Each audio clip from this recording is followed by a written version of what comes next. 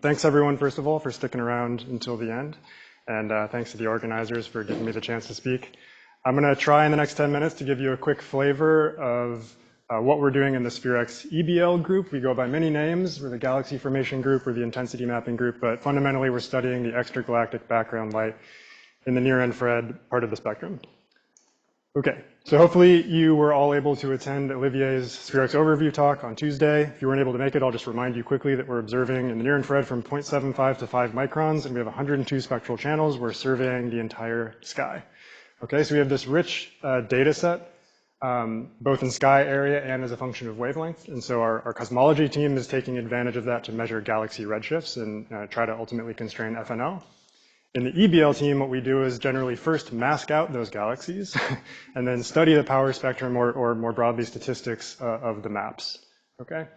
So this plot is trying to convey some of our expectations for what we should observe in this part of the spectrum. So this is the power on some largish scale as a function of wavelength, with a handful of measurements from Richard's 2025 paper, from Cyber and Spitzer, and then a variety of different model curves. So the solid lines here are indicating our expectations from known galaxy populations. So this magenta line indicates the expectation from all galaxies, and then as you march downward, these are subsets of the galaxy population in different redshift chunks. And what you'll immediately notice is that these models fail to reproduce the amplitude of fluctuations on these scales. I should say that on smaller scales, the agreement is quite good. So this isn't a new problem. Models that include a diffuse component in galaxies can explain these data, but this is one of the first science cases we're going to do with SPHEREx because all of these little bumps and wiggles you see are real features from the stellar continuum of these sources. Okay, so ultimately we want to get down to enough sensitivity to detect galaxy populations during the EOR. That's what I've highlighted here. This is very rich spectrally as well. And then the staircases here are indicating our statistical sensitivity both at the native spectral resolution and then after performing a little bit of binning to enhance our SNR. So the punchline here is that SPHEREx is in principle capable of constraining galaxy populations at the EOR. And this is just one mode. Okay, so this is a conference on cross correlations. We've heard from Yiquan and others this week about the power of cross correlations for performing tomography. We like this plot from Yensing and Sucheng's work showing that if you cross correlate with galaxy samples over a broad range of redshifts, you can piece together fluctuations in the background as a function of redshift and study the evolution and the shape of the cosmic SED. And again, we expect in this cross correlations mode to really be detecting individual spectral lines, as well as the wild evolution and the overall continuum shape of these sources. Okay. And these are a lot of these lines are the kind of classic rest optical lines used to constrain star formation in galaxies. So the EBL team is primarily focused on the north ecliptic pole. We naturally build depth here just due to our orbit and scan strategy. And as Dongwu highlighted, this is a very rich part of the sky to be doing this work. There's a Euclid deep field up here. There's a Subaru program. DESI is observing here, and then, of course, many archival data sets from Spitzer and WISE. All right, so I'm going to pivot now to talk about some of the modeling challenges we face on the EBL team. You might have guessed this already from the fact that we're also called the intensity mapping team, but our primary science cases here are really focused on the faintest galaxies in the universe. This is the whole reason to try to analyze your data at the map level rather than focusing on the bright objects that you detect individually. So what I've done here is plotted now the power spectrum in a single spectral channel as a function of L for a series of different masking depths. So we're trying to mask out progressively fainter sources to access sources at higher redshifts. And the width of each curve is corresponding to our, meant to illustrate our ignorance of how galaxies work in low mass halos below 10 to the 10 solar masses. Okay, so we are very sensitive to the properties of faint sources because we're trying to use all of the light in our maps, right? So hopefully you had a chance to talk to Mary about masking. So far we have promising results and are quite confident in our ability to mask galaxies down to the first couple masking thresholds I've listed here, but going deeper is work in progress. Okay, so for those of you in the room working on large-scale structure stuff, which is basically everybody, this number might be a little startling. The publicly available data sets that I'm aware of, big n-body light cones and so forth, tend to work on a halo mass regime at least an order of magnitude higher than this. So if we want to build models both to simulate our signal and ultimately do inference, we need to figure out a way to model both the bright galaxies we see and then also the fainter galaxies that we're most interested in. Okay, so long story short, we've built a custom semi-empirical galaxy formation modeling framework that's anchored to a variety of existing constraints in the literature on bright galaxies, including stellar mass functions, luminosity functions, and so forth. And rather than show you that this is able to fit those data sets well, what I'm showing you here is a kind of validation test to see if this model can broadly predict the properties of galaxies that we're interested in. So what you're seeing here are galaxy number counts, so just how many galaxies there are per square degree on the sky, as a function of wavelength and a bunch of bands from the UV to the near IR. And then from top to bottom here, I'm showing you a series of magnitude bins. So very faint galaxies are very numerous and bright galaxies are more rare. So there's really two takeaways from this plot. The first is that you may be surprised to see how much scatter there is from study to study in these measurements, just in counting galaxies. But the models do broadly go through these points. Okay, so I think we're at least starting from a reasonable foundation at the moment. And so we've anchored this model both to a halo modeling framework, which is fast-ish, that we plan to use for inference. And this is an example of what the results of this look like, highlighting the fact that we have not just star-forming galaxies, which are typically the primary target of LIM surveys, but also quiescent galaxies, since our signal is dominated by the stellar continuum of galaxies. But we also include recipes for satellites, again, both star-forming and quiescent. We can also make mocks. Fundamentally, SPHEREx is making maps. And so we're able also to simulate mock SPHEREx skies in the same framework and make predictions for these cross-correlation matrices that you saw from Shuang and Olivier. Okay, so to round things out, I just want to give two examples of the kind of science we're going to do in the next couple of years. And I'm going to come back to this kind of 1 to 2 micron fluctuations compared to Richard's measurements. So I made this point at the start of the talk, which is that the known galaxy populations don't provide sufficiently strong fluctuations on large scales to compared to observations, but that if you tune a model for this intra-halo light, you can come up with those fluctuations. So what I'm showing you now is what this kind of corresponds to in terms of the stellar mass fraction of dark matter halos as a function of mass.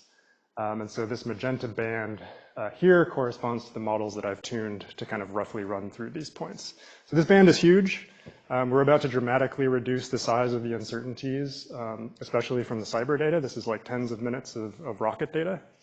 And you can see a smattering of predictions from both semi-analytic models and simulations that span a pretty broad range. Okay, so I think this is something that we're going to be able to do very soon. And again, this is just one spectral channel. We can do this in 102 bands to reveal the detailed structures of this light. Okay, yeah, and I hope you had a chance to talk to Shuang. She's doing this analysis with the SPHEREx data. Okay, so finally, and I'm really glad to be going just after Yiquan for this part of the talk, getting back to this idea for what cross-correlations might be useful for us. This is a kind of toy model for cross-correlations over our whole band, and as a function of redshift, once again at a single mode. You can also look at the cross-spectrum in a single channel as a function of L, or the color in 1L mode. So this is a really rich measurement, and for this audience, I wanted to emphasize the point that the bias is not a nuisance parameter for us. Our large-scale fluctuations go like the bias of the targets, the galaxy sample, but also some intensity-weighted bias and just how much light is coming from these individual redshift slices. And so we want to unpack this. This is where all the good stuff lives for us. And one simple way of doing that is to relate this intensity-weighted bias to the bias of dark matter halos, and then how star formation works in halos, with some flexibility at the low mass end to account for our ignorance. And then, typical conversion factors from star formation rate to luminosity and potentially some corrections for dust. So skipping over all the details of this, I'll just show you that for a kind of mock SPHEREx Euclid-like forecast, just plucking out one row from this matrix, we can constrain the cosmic star formation really tightly. And as we add more and more information, we can actually come up with quite impressive statistical constraints on the cosmic star formation rate density. So I think this is going to be super complementary to the kinds of stuff Yiquan was just talking about. But we have a lot more bells and whistles we need to add to this to make it more realistic. So I hope we've convinced you this week that SPHEREx is a really exciting mission and the data are amazing. The data is being released every other month at a kind of lower level format, individual exposures, but in May of 2028, we'll be providing the wider area maps and catalogs. So we've also got a pretty mature EBL analysis and modeling pipeline. Some of these mocks may be useful for you in this room if you have ideas for what you might learn from SPHEREx cross your favorite probe, and we're happy to start playing those games with you. So feel free to reach out. We're eager to collaborate, and I'll leave it there.